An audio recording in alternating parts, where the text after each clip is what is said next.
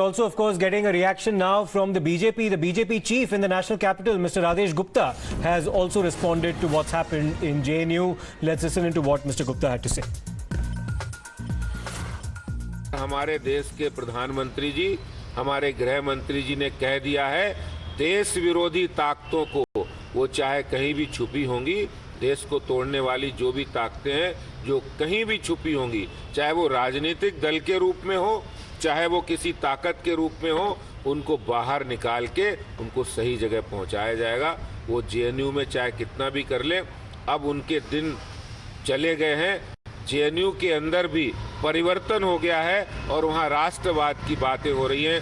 जिस जेएनयू में भारत तेरे टुकड़े होंगे, इंशाअल्लाह इंशाअल्लाह के नारे लगते थे, आज वो जेएनयू बदल चुका है और इसीलिए उन्हें दर्द हो रहा है और जो बातें वहाँ फैलाई जा रही हैं उनका भी जवाब दिया जाएगा। Mr. Atul Anjan of the Communist Party of India joins us as well. Mr. Anjan, thank you for speaking to us. Now, we don't yet know who was actually responsible for that graffiti and that vandalism inside JNU, but the ABVP appears to be pointing fingers towards the left-wing students' unions, the SFI and the ISA. What's your response? मेरा ये मानना है कि जवाहरलाल नेहरू विश्वविद्यालय को इस तरह से घसीटा जाता है, हर मामले में घसीटा जाता है।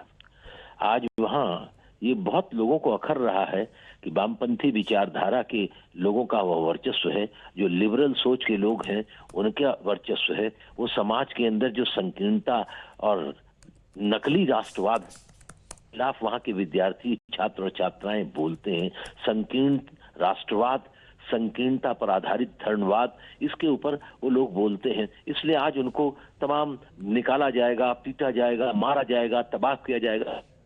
कोई ताकत अभी पैदा नहीं हुई है कि स्वतंत्र विचारों को दबा दे, खत्म कर दे, मार दे। लेकिन एक साथ मैं ये भी कहना चाहता हूँ कि भारतीय जनता पार्टी और आरएसएस को लोगों को सोचना चाहिए कि इस देश में जातिवाद का जहर किसने शुरू किया था, मंडल कमीशन के ऊपर किसने आग लगाई थी, गोस्वामी को किसने जलाया था? यही एबीवीपी थी ना, जिसने कहा था मंडल कमीशन हमें नहीं स्वीकार है।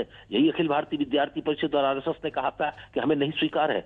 भारतीय जनता पार्टी ने कहा था कि एक जो है सामाजिक समरसता को तोड़ देगा और 300 से ऊपर छात्र छात्राओं को आत्महत्या करने के लिए प्रेरित किया था पांचजन्य आरएसएस के अखबार ने, और उन्होंने कहा था शाबाश, देश की एकता के लिए ये लोग काम कर रहे हैं। योग आज ये सब बात भूल गए और एक तरफ बड़ी भारी बातें करते थे। और जी, एक और सवाल आपसे मिस्टर अंजान, जिस तरह की ग्राफिटी लिखी गई है अभी जेएनयू में, जहां पे कहा है ब्राह्मण मनिया go back, there will be blood, go back to शाखा, इन तरह के कमेंट्स के बारे में आप क्या कहेंगे? क्या आप कंडेम करेंगे जिन्होंने भी इन तरह की चीजें लिखी हैं? सरकार की किसी भी जातिवादी हरकतों के खिलाफ हूं।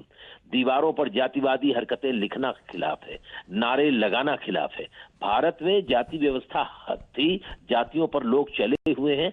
आज हम को एक बड़े समझ के साथ भारत के संविधान के साथ रहने की जरूरत है। लेकिन जो लोग इस देश के अंदर चतुर्वर्ण की बात करते हैं, आरएसएस क्यों बोलता है जातिवाद, क्यों आरएसएस जातिवाद सिखाता है? अभी कल तक जो लोग देश के अंदर 56 साल तक अपने दफ्तर में, अपने आरएसएस के दफ्तर में भारत का झंडा नहीं लहराते थे, जो भारत के झंडे से विरोध करते थे, जो जनगण मन नहीं गाते थे, आज वो बड़े भारी राष्ट्रवादी हो गए हैं। जिन्होंने आजादी की लड़ाई के अंदर भाग नहीं लिया, वो राष्ट्रवाद का पाठ पढ़ा रहे हैं। तो ये बड़ी अजीब स्थिति है। मैं उन तमाम विद्यार्थियों से अपील करूंगा जो जाति के नाम पर विश्वविद्यालय के अंदर किसी प्रकार की हरकतें करते हैं, वो विद्यार्थी आंदोलन के हित में नहीं है, वे व्यापक संविधान के हित में नहीं है, वो संविधान के विरुद्ध है। और शिक्षण संस्थाओं में जाति और धर्म के सवाल पर अगर युद्ध होगा और जाति और संबंध के जाति और धर्म के आधार पर विवाद होगा तो शिक्षण संस्थाएं रहेंगी। Casteist slogans. Thank you very much, Mr. Anjan, for speaking to us. We'll of course wait for an official word as to how the probe against these students is now proceeding.